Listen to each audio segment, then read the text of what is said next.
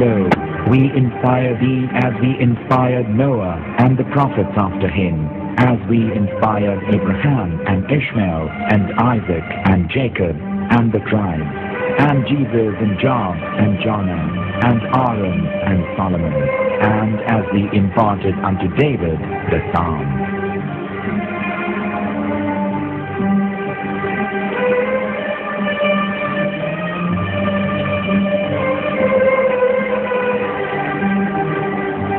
The verse we've just heard is from chapter 4 of the Quran. In the verse, God is affirming to humanity that Muhammad is indeed the recipient of a divine guidance, just as Noah, Abraham, and the rest of the prophets.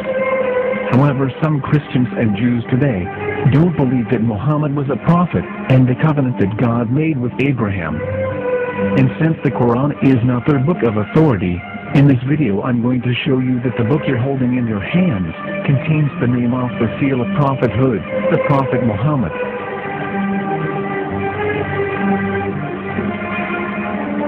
As known, the Old Testament was preserved in the Hebrew language. In the 5th chapter of the Shir HaShirim, which is one of the 5 Megillah or sacred scrolls that are part of the Hebrew Bible, or for short the Song of Solomon, as Christians know it today. That chapter is discussing someone. Jews will say it is discussing Solomon, while Christians will say it is discussing Jesus. Considering this is the Songs of Solomon, it would seem logical that it is discussing Solomon. The verses describing this mystery man have the narrator's speech conjugated in the feminine, meaning it is a woman who is describing this man. So it is possible that it is one of Solomon's wives discussing her husband Solomon. However, Christians assert that Jesus is being discussed, and that the chapter is describing a man who was not yet alive at that point. A prophecy.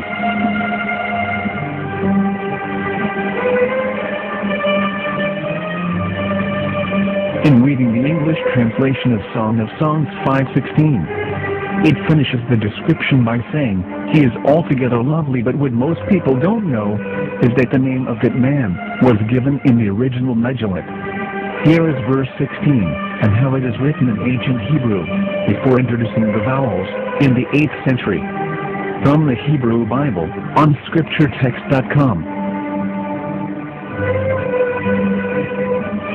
Here is the word in question.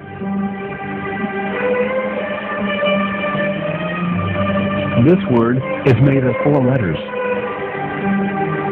Mem, Het, Mem, Dalet. Now, when reading the word as it is written in its original form, with no vowels, it can be read as Muhammad, which is the name of the Muslim prophet, or as Mamad with no A after the H. According to Ben Yehuda's Hebrew English Dictionary, it is correctly pronounced as Muhammad, not Mamad. So how we're going to know for sure if it's pronounced as Muhammad, the Muslim prophet, or as Mamad, a random Hebrew word? The only way is to give the verse to a rabbi and say to him, please read. Here is the Song of Songs 5:16, and how it is read by a rabbi from a Hebrew Jewish site. Please notice, the in Hebrew is a plural of respect. Hiko mamtakim, v'chullo Mahamadim, ze dodi v'zer'i benot Yerushalayim. Hiko mamtakim, v'chullo Mahamadim, ze dodi v'zer'i benot Yerushalayim.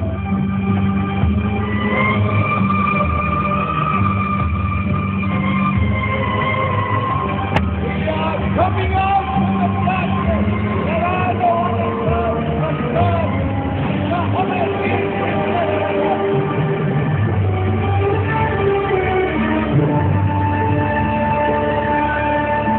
Take the world here.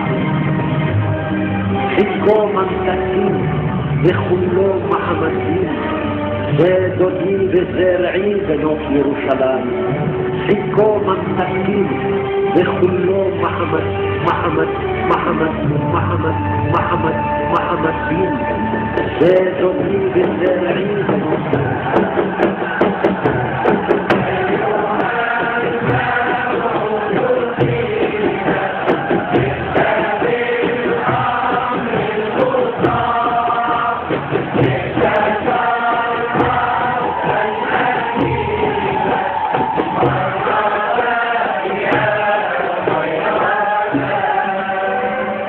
Here is the famous SBL translation tool, which includes a professional human translation as well as an online translation.